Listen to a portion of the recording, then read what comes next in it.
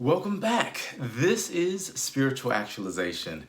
I'm Will Rucker, and in this video, I share with you the components or characteristics of the Spirit.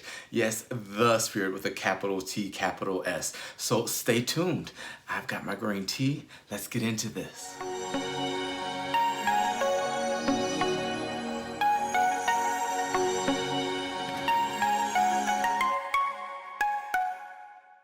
So when we talk about spirituality and the Spirit, how do we know what is the Spirit and what isn't? How do we know what is trending towards enlightenment and what is trending away from it? How do we know if we're operating out of our traumatized, fearful-based self or if we're operating out of our true, authentic, spiritual self? Well, there's a passage in the Bible that I really love because it names some characteristics that explain just how you can identify what the Spirit even is. Now, the first characteristic is that you hit the like button. I'm just kidding. Please hit the like button. It helps people to be able to see the video. But the first characteristic that it lists, and I'll just read from the Bible what it says. It says, but the fruit of the Spirit is love. Yes, love is the fruit or the characteristic or the offspring of the Spirit. And then it explains what love is. It says, but the fruit of the Spirit is love, joy, peace, forbearance, kindness, goodness, faithfulness, gentleness, and self-control. Wow. That's an amazing list. Can you imagine if all of us just walked around being those things? What would the world look like if we were all filled with kindness? You know, one of my favorite celebrities is Ellen because she always says, be kind to one another, and it's super cute. But that's the fruit of the Spirit. That's what love looks like. Love is kind. I'll read it one more time so that you can have it. And this is from Galatians, the 5th chapter, verses 22 and 23. And it says again, but the fruit of the Spirit is love, joy, peace, forbearance, kindness, goodness, faithfulness, gentleness, and self-control. It goes on to say, against such things there is no law. This is our benchmark. This is the aim that we're going for. This is how we know if we are operating from a spiritual perspective or from a perspective that's lower vibrational perspective. Can I get the words out right? But really, take this to heart. The fruit of the Spirit is a really awesome, kind of complete, in a sense, way for you to identify what your behaviors are stemming from. How do you know if you're operating from fear or from love? Well, are you being kind? Is this a place of goodness? Is this long-suffering, forbearance? Is it from a place of self-control? Or are you having fits of anger? Are you going off on people? Are you telling people where they can go and what they can put up? Yeah, you know what I'm talking about. We've all had moments where we don't really live like light. We're kind of more dark, and that's just part of life, right? But if we really just meditate on the fruit of the Spirit, the characteristics of the Spirit, the way the Spirit is, how love manifests itself in the world, then we can be light for others. We can be goodness, as it says, for others. And we'll have a better quality of life for ourselves. Now, this thing, of course, is not necessarily just about us, but isn't everything really ultimately about you? I mean, isn't that why you're watching this video? Because you want to improve yourself or raise your vibration or improve your love walk, whatever you call it. I mean, that's why you're walking, because you're thinking about how this benefits you. And that's just the way that this thing works, is we think about how does this benefit us? Well, how does being kind benefit you? How does being patient benefit you? Well, here's how it all ties together. When we show others kindness, they become more likely to show us kindness. And so when we cooperate in this way, everyone wins. When we don't walk according to the Spirit, when we have these fits of anger and rage, and when we lie to each other, and when we're selfish and we hoard, then it kind of activates that base self, that survival self, that self that has to scratch in and survive. And y'all know good time, good time. Okay, yeah, so it activates that self where we don't really utilize our true executive function in the way our brain works. We rely on those instincts that are very primal and primitive and base and low vibrational.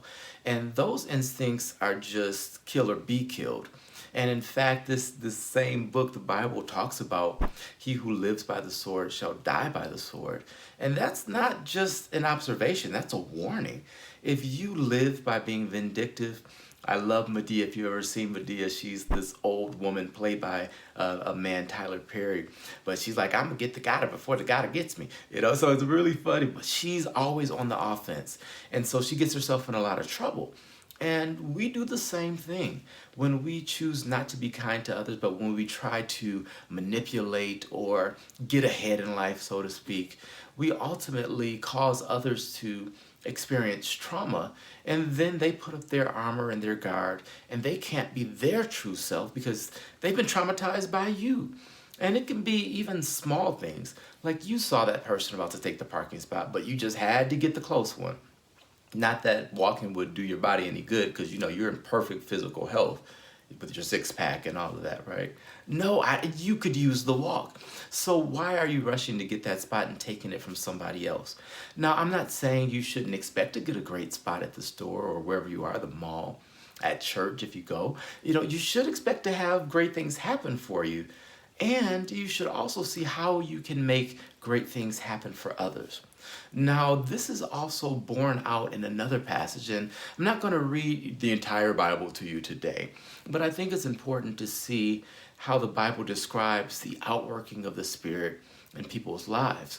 So the book of Acts is the detailing of what happened to the very first Christians, we'll say. The original followers of Jesus, when they were all together praying, the Spirit of God filled them, and that Spirit led them to act in a certain way. So let's take a look. This is Acts, the 2nd chapter. So if you want to look it up, Google it, follow along, you can see it. But verse 42, actually, it started at verse 41. It says, those who accepted his message, and this means the preacher that was preaching, those who accepted his message were baptized, and about 3,000 were added to their number that day. So 3,000 people heard this message and thought they should pay attention and follow this way. And being baptized really is an outward expression of saying, hey, I'm committing myself to this type of lifestyle. So they were baptized, and they devoted themselves to the apostles' teaching and to fellowship, to the breaking of bread and to prayer. So part of this spiritual journey is fellowship. It's sharing meals with each other. So there's fun in this. And it's important to know that what happens when you truly are filled with the Spirit, it's not that you go and isolate yourself in some cave somewhere and meditate all day. It's you go and have a meal with your friends and with your family. And as we'll see in later videos, even with your enemies, you learn how to love your enemies and truly have great relationships, even with those that are doing wrong to you. So let's keep going here. And it says in verse 43, everyone was filled with awe at the many wonders and signs performed by the apostles. All the believers, so everybody that grabbed hold of this message, they were together and had everything in common. Wow. So they got this Spirit and then said, you know what? We are one. Everything that's mine is actually yours, and everything that's yours is mine. And we don't have any possessions of our own. We share everything because we have been enlightened or awakened, and we understand this thing called unity, that you and I truly are one. And what I do for your benefit is for my benefit. And what you do for your benefit is for my benefit. And what I do for my benefit is for my benefit, because it all works together. So I want to read one more verse here. And it's verse 45. And this is the one I really want to hone in on. It says, they sold property and possessions to give to anyone who had need. Every day they continued to meet together in temple courts. They broke bread in their homes and ate together with glad and sincere hearts. Wow.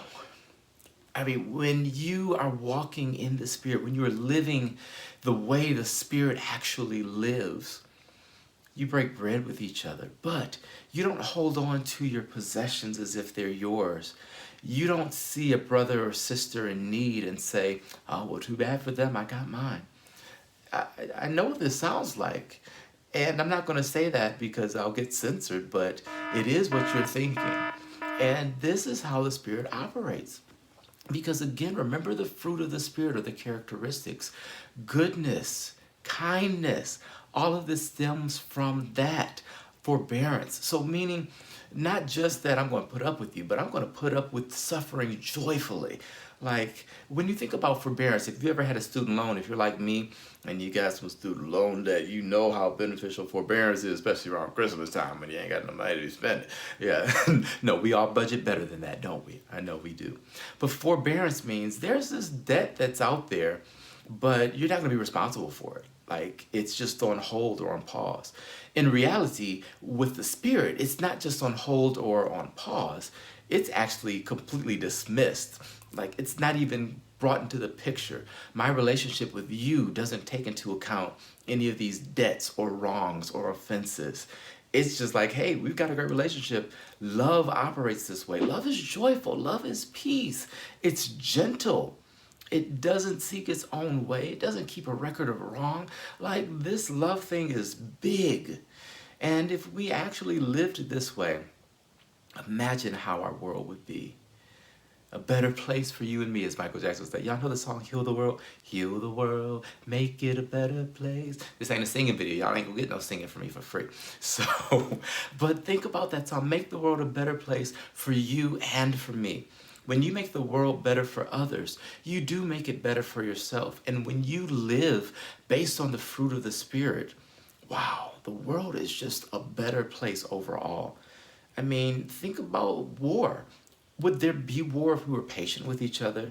If we didn't think that our possessions were our own? Why do most wars start? They start because we're trying to take control of someone else's resources. We're trying to take over land. We're trying to gain power. We're trying to manipulate and control others. That's really what war stems from. It's from the root of stealing power. But peace, on the other hand, comes from Spirit. And Spirit is not about war. Spirit doesn't believe, quotes, right? Spirit doesn't believe in war.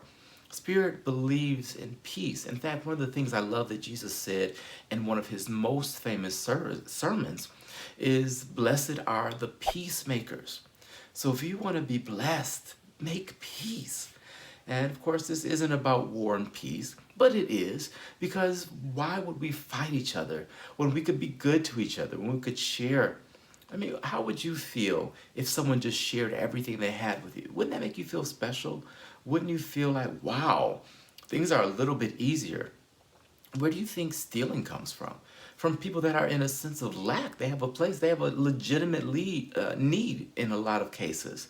And if everyone had enough, how much crime would there be? If everyone's needs were just met, as we see in Acts 2, where these first believers get together and make sure everyone has enough. Do you think anyone was stealing? Of course not. Do you think anyone was fighting about things? Of course not, because they had enough. Now, of course, as people grow and develop and live in close quarters, sure, we have to learn to cooperate and live with one another. And sometimes quarrels do come up. I just said quarrels, that's just an old-fashioned word. But sometimes we do have arguments. And sometimes when we're growing in this and becoming more authentic to who we are, these old experiences still rise up. And sometimes we feel like, wow, I've got enough, but look at how much more they have, so I need that too.